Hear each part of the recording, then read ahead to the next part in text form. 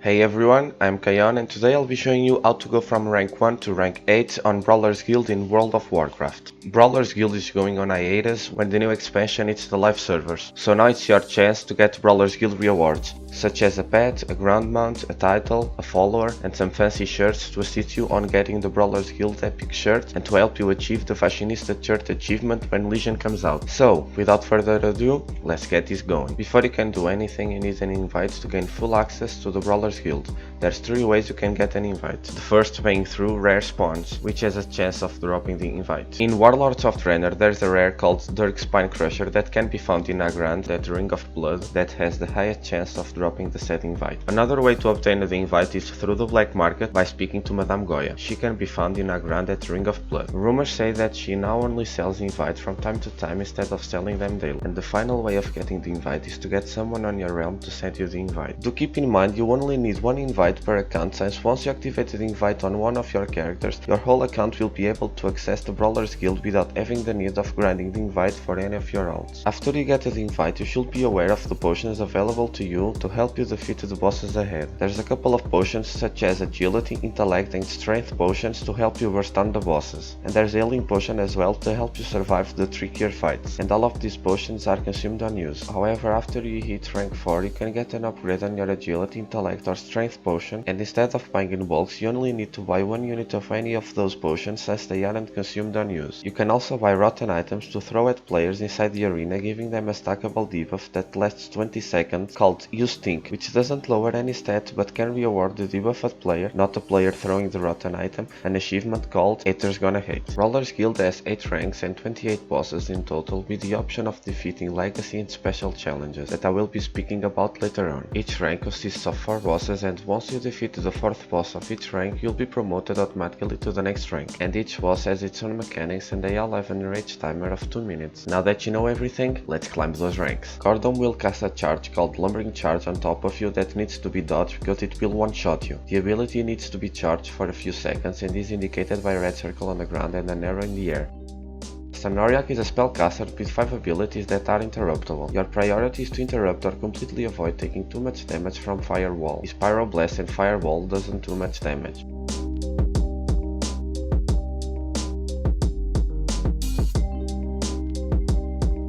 Smash of Stump is guarded by 2 good luck goblins located on his shoulders, and when they die, they will give a stack of tough luck that will increase the damage taken of Hoof Stomp by 250. He will occasionally cast Hoof Stomp that deals low damage and knocks back all nearby enemies. He will also use Shield Waller as a defensive measure, which means that you need to DPS him from behind.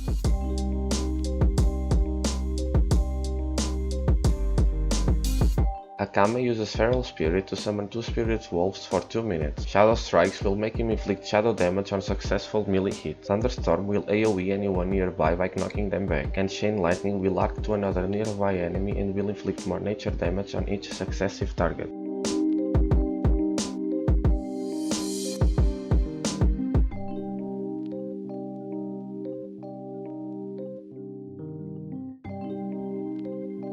TP has a deadly ability called Pack which will kill you instantly if it goes off. Direct hits will trigger Sleepy, which temporarily knocks him down. If you back him into a wall, he won't be able to be knocked down by Sleepy, which makes him able to cast Pack and instantly killing you.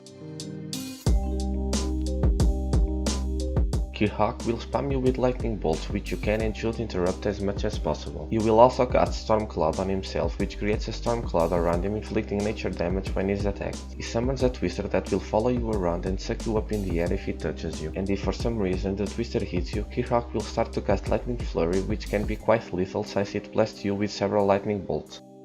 King Kulak is a simple tank and spank fight. He has only one ability called Dash, which gives him a 60% speed boost for 5 seconds, making him able to chase you quite easily.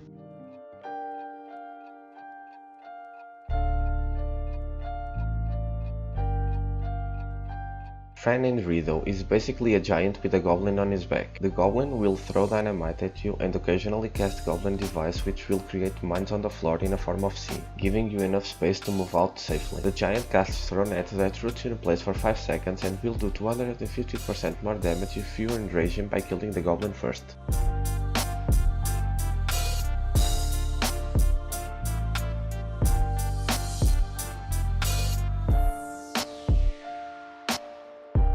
Vlad keeps making copies of himself as the fight goes on. There is no reason to damage the copies, and all you need to do is to focus on the original. If you are having problems with his damage, just AoE the copies to mitigate some damage taken. You can also kite him to reduce some overall damage taken as well.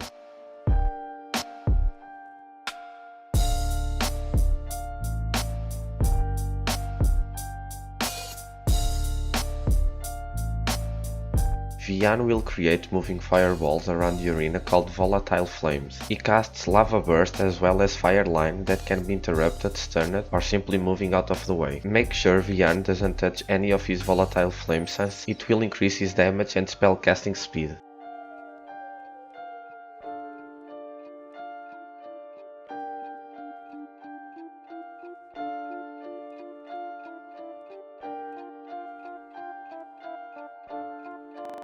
X has a large health pool but will start the fight at 20%. He only has one ability that is quite lethal. It's a frontal cone attack that you should avoid at all costs.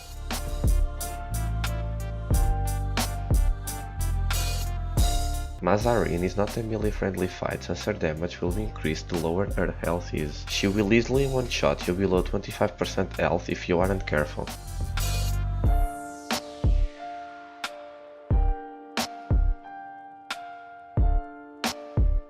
TYSON Sanders spawns 3 kinds of chickens, and by the way, don't do what I'm doing. The electro chickens are armored and summons electric back on the ground, damaging you and knocking you back. The explosive chickens do AoE damage with their feathery detonation that takes a few seconds to blow up. The well-fed chickens follow you around while milling you for increased damage by 25% through endurance training.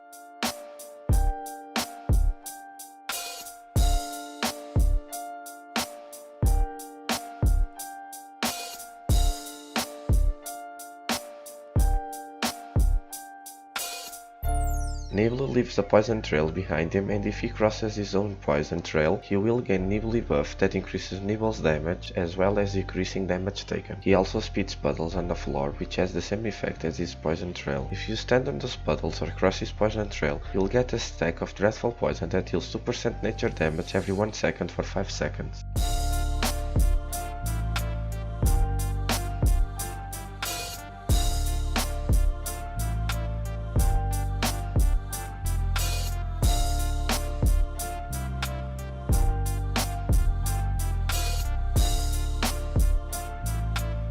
Dominique is a mage that summons illusions of herself every time she is hit. These illusions cast Arcane Barrage as well as Illusionist alongside Dominique. The Illusionist ability conjures illusions nearby to attack the caster's enemies. These illusions have a low health pool but deal a high amount of damage. The illusions trigger ability similar to Victory Rush on their death, so it's wise to use your defensive cooldowns, heals, or glyphs if damage taken gets too overwhelming. Midfall has hit and Bortfi's waggle, making him spawn little purple orbs on the ground when you hit him. Walking over these orbs grants you a buff called Strange Feeling that heals the player for 10 to 13% and increases the player damage by 20% for 20 seconds that can be stacked up to 50 times. A short while into the brawl, Midfall is going to get Midfall Mad, increasing his attack speed by 50% and his physical damage by 250%. At 10% health he will explode into a puddle on the floor, releasing Bortfi's waggle that will leave the arena soon after his release.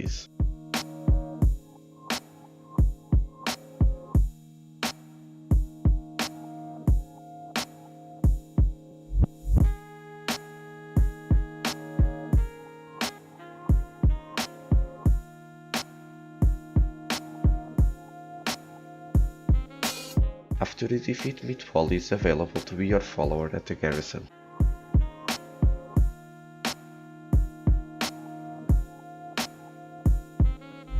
Big Bada Boom has a weak melee attack and will explode into a slightly smaller version of himself after you damage him for a bit. These explosions hurts more than his melee attacks. As the new mobs spawn, they will also split into a slightly smaller version of themselves, releasing an explosion on their deaths. This continues to happen several times until you end up facing approximately 53 Bita Booms. In order for you to defeat him, you need to AoE them down, but keep in mind that killing them all at once will trigger the explosions to go off at the same time, hurting you quite a lot.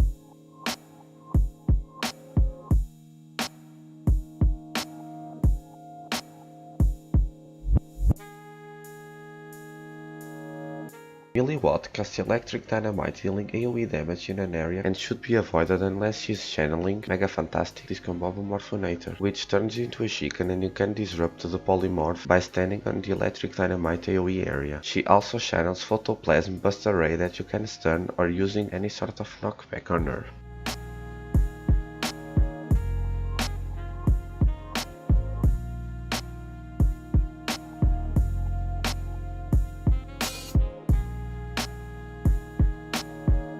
Bruce is a crocodile who periodically casts Chomp Chomp Chomp that is easily avoided by moving away from his mouth when this happens. It's a short cast time, then it channels, giving you enough time to move out of the way.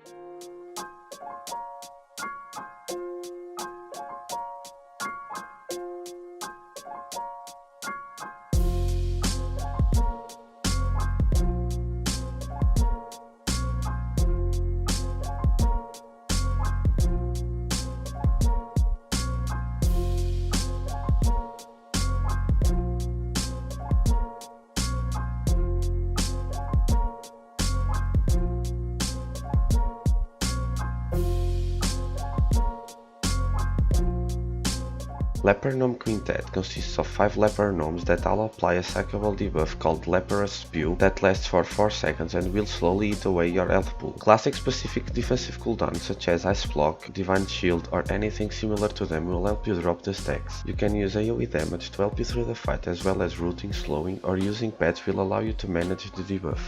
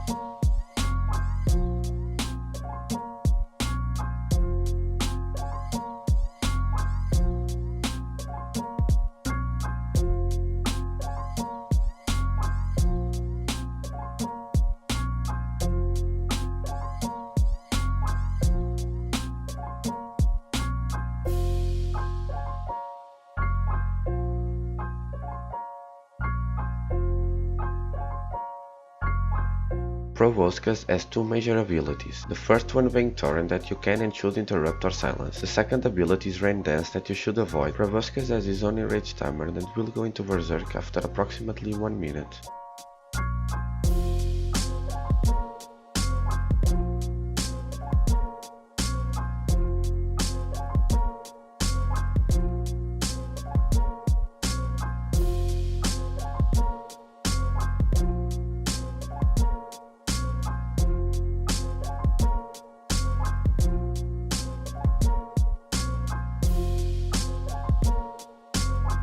Dr. Fist has 5 abilities in total and these abilities won't be able to one-shot you. However, they will pack a decent punch if you are hit. Left hook, right hook, body blow and uppercut are all cone attacks in front of the boss, and Hammer Fist is a full 360 degrees with a 20-yard radius around him. Each cast of Hammer Fist increases hit damage by 100% but will most likely one-shot you at the second cast and onwards if it actually hits you.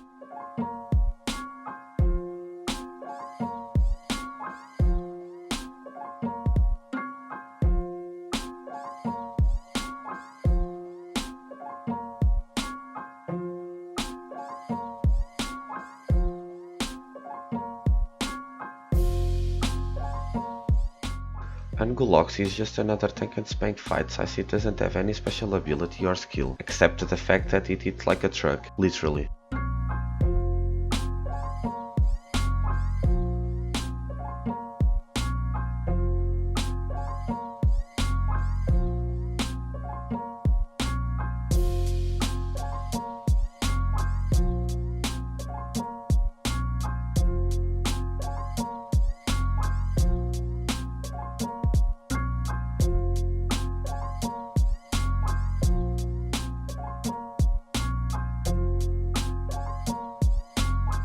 Izu is surrounded by 4 Izu's Raven that will keep spawning 4 at a time every 8 seconds or so. When and or if you kill one of his Ravens, it will give a stack of Fallen Kin to the boss, making him enraged. If it stacks to 5, which makes it harder to deal with the fight. The boss will also cast Disorientating Shriek, which you should definitely interrupt or silence whenever possible.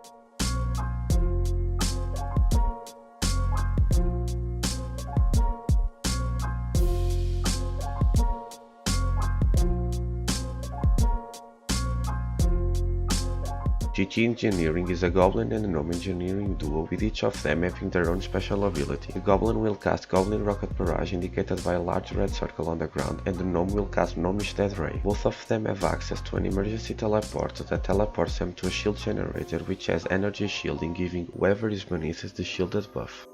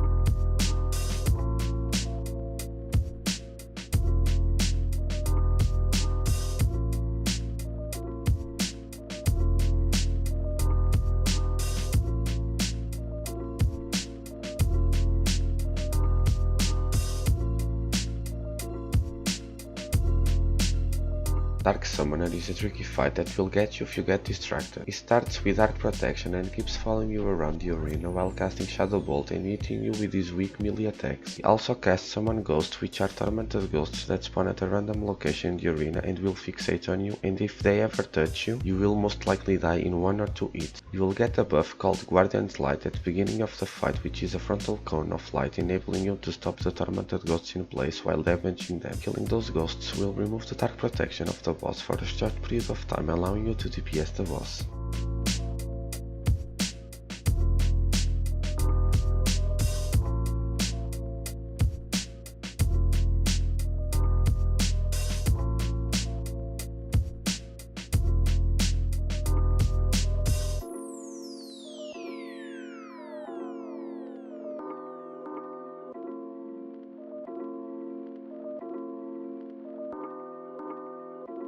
Battletron will start the fight by casting Conjure Unstable Minds, which creates 7 Unstable Minds, giving him the Protected by Unstable Minds buff. The minds will detonate when you or a spell travels through it. The boss will cast Conjure Unstable Minds every time there is 4 or less minds remaining, and they won't explode while the boss is conjuring them.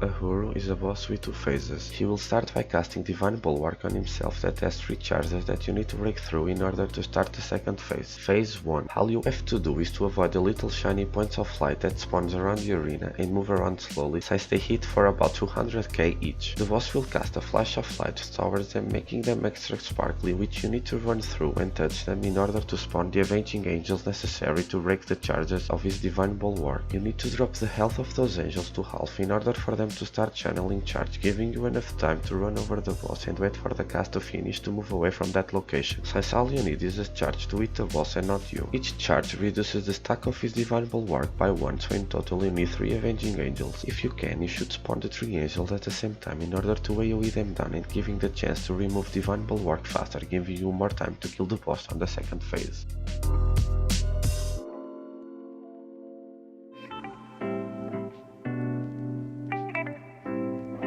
Phase 2. The arena will be cleared from all the floating points of light, and at this point all you need to do is to DPS the boss down as fast as possible. The boss does a normal melee attack every now and then. He has two abilities that you need to be careful with. The first one being complete heal, which will heal the boss to full health if you don't interrupt the cast in time. The second ability is Divine Circle, which summons 12 orbs around you that you need to run out as fast as possible while hitting the least amount of orbs as they each apply a stacking debuff, taking for a large amount of damage. He will also randomly hit you with Crusader Smash as well as knocking you back.